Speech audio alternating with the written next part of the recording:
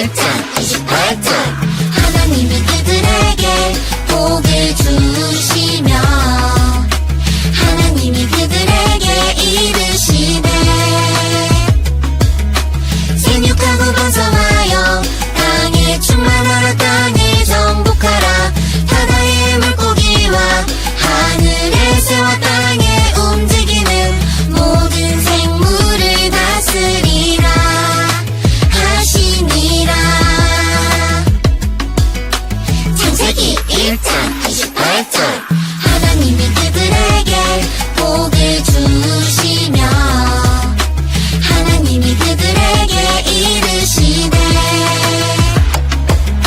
생육하고 번성하여 땅에 충만하라 땅을 정복하라 바다의 물고기와 하늘의 새와 땅에 움직이는 모든 생물을 다스리라 하시니라.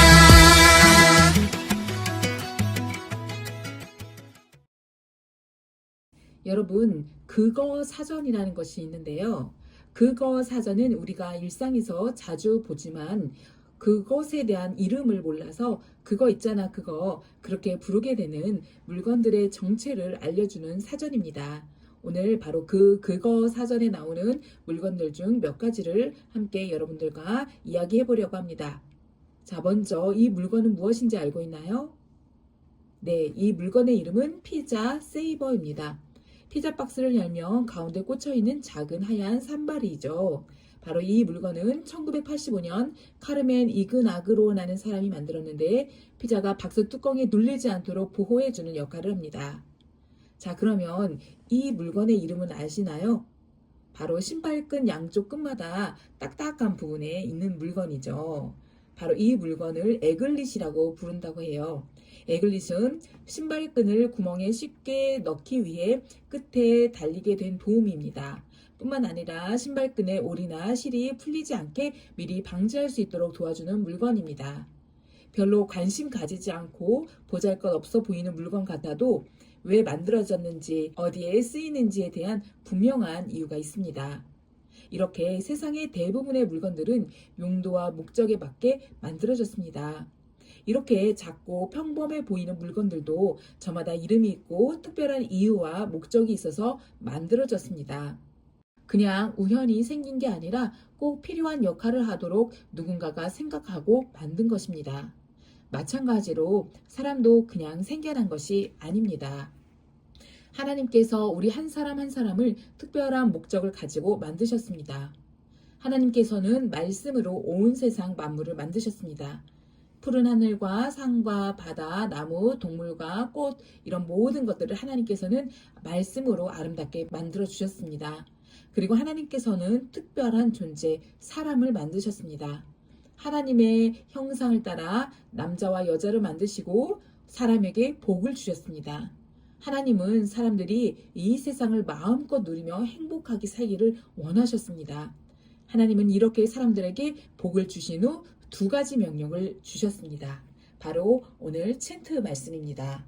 첫 번째 명령은 바로 하나님께서 남자와 여자로 사람을 만드시고 그들에게 생육하고 번성하여 땅에 충만하라라고 말씀하셨습니다. 이 명령은 사람들이 가정을 이루고 자녀를 낳아 세상을 하나님의 자녀로 가득하게 하며 하나님의 사랑이 온 세상에 퍼지게 하라는 뜻입니다. 하나님은 우리가 서로 사랑하며 가정을 이루고 하나님이 주신 생명을 소중히 여기며 함께 살아가길 바라십니다. 이 명령은 단순히 사람의 숫자가 많아지는 것만 의미하는 것이 아니에요.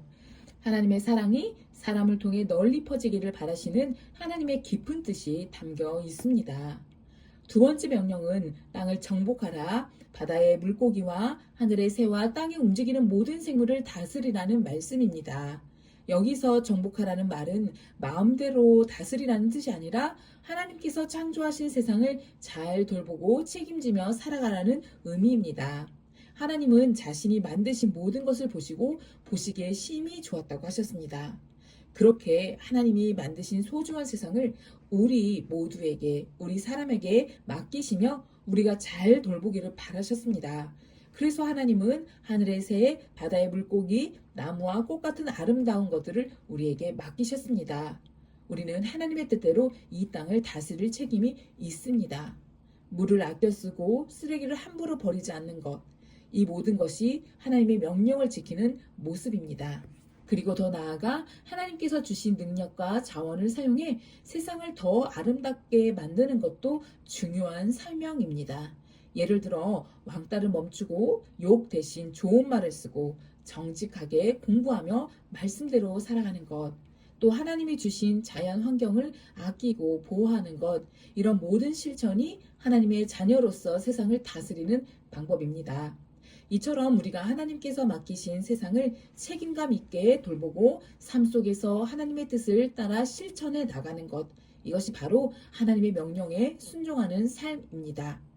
자, 이번 시간에는 이 두 가지의 하나님의 명령을 잘 순종했던 사람을 소개하려고 합니다. 이 사람은 모두가 예스라고 외칠 때 혼자서 노라고 외쳤던 사람입니다. 왜냐하면 하나님의 말씀에 비추어 보았을 때 그 일이 잘못된 일이라는 것을 알았기 때문입니다. 우리 함께 홀리TV를 보며 그 사람의 이야기를 들어보도록 하겠습니다. 18세기 영국, 해가 지지 않는 나라, 노예무역의 중심지. 연간 300만 명의 노예무역이 국가 수입의 3분의 1인 나라.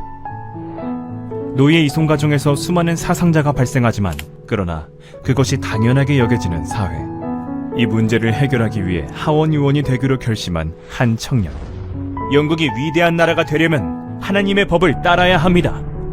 황금의 눈이 멀어 노예 제도를 고집하면 영국은 살아남지 못할 것입니다.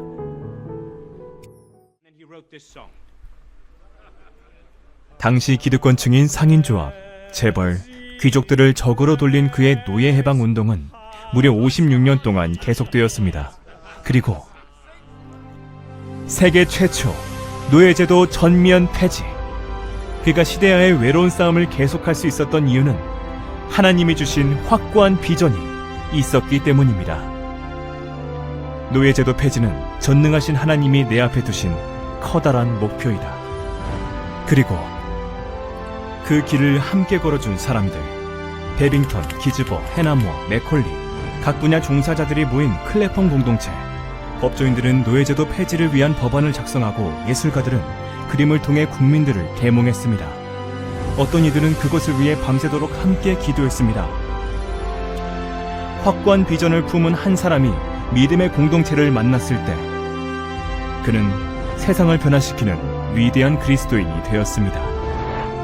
내 앞에 있는 빛나는 정치적 지위보다 내 마음속에 빛나는 하나님을 더 원하고 있다. 여러분 잘 보셨나요? 윌리엄 윌버포스가 하나님께 받은 사명이 무엇이었나요? 그의 일기장에는 이렇게 적혀 있었다고 합니다. 노예제도 폐지는 전능하신 하나님이 내 앞에 두신 커다란 목표이다. 윌버포스는 이 목표를 향해 56년이라는 긴 시간 동안 포기하지 않고 평생을 다해 노력했습니다. 수많은 사람들이 반대했고 죽음의 위협도 있었지만 윌버포스는 하나님을 바라보며 모든 어려움을 이겨냈습니다. 결국 그가 죽기 2주 전 영국의 노예제도가 극적으로 폐지되었습니다. 윌리엄 윌버포스는 하나님의 마음으로 세상을 돌보고 지키기 위해 정의롭고 바른 선택을 하며 살았습니다. 한 사람의 순종이 하나님의 명령을 이루어가는 귀한 도구가 되어 세상을 올바르게 다스리는 아름다운 열매를 맺게 된 소중한 사례가 되었습니다. 이제 우리도 오늘 주신 이 두 가지의 명령을 잘 기억하고 실천하기를 바랍니다. 윌리엄 윌버포스가 하나님의 명령을 혼자서 해낸 것이 아니라 클래펑 공동체라는 믿음의 친구들과 함께 그 사명을 잘 감당해낸 것처럼 우리도 혼자서 하나님의 명령을 해낼 수 없습니다. 함께 옆에서 도와주고 함께하는 교회라는 공동체의 친구들이 있어야만 가능합니다. 이처럼 우리도 슬플 때 위로해주고 실수했을 때 붙잡아주고 용기를 내야 할 때 함께 도와주는 멋진 교회 공동체를 통하여 함께 손잡고 함께 하나님께서 맡겨주신 우리의 역할들을 잘 해나가는 사람이 되기를 간절히 바랍니다. 기도하겠습니다. 사랑의 하나님 감사합니다. 하나님께서 우리를 왜 창조하셨을까? 우리를 통하여서 하나님께서 이루고자 하시는 뜻이 무엇일까? 우리는 작고 미약하고 부족한 사람이지만 작은 나를 통하여서 이루고자 하시는 하나님의 뜻과 하나님의 소명이 있을 줄 믿습니다. 이제 주님께서 주시는 각자에게 맡겨주신 귀한 소명을 우리가 깨닫고 그 소명감을 가지고 각자에게 맡겨진 바를 잘 감당할 수 있는 우리 모두가 되게 하여 주시옵소서. 하나님의 선한 일을 이루어 나가 하나님의 나라를 일궈 나가는 우리 모든 공동체가 되게 하여 주시옵소서. 예수님의 이름으로 기도드립니다. 아멘.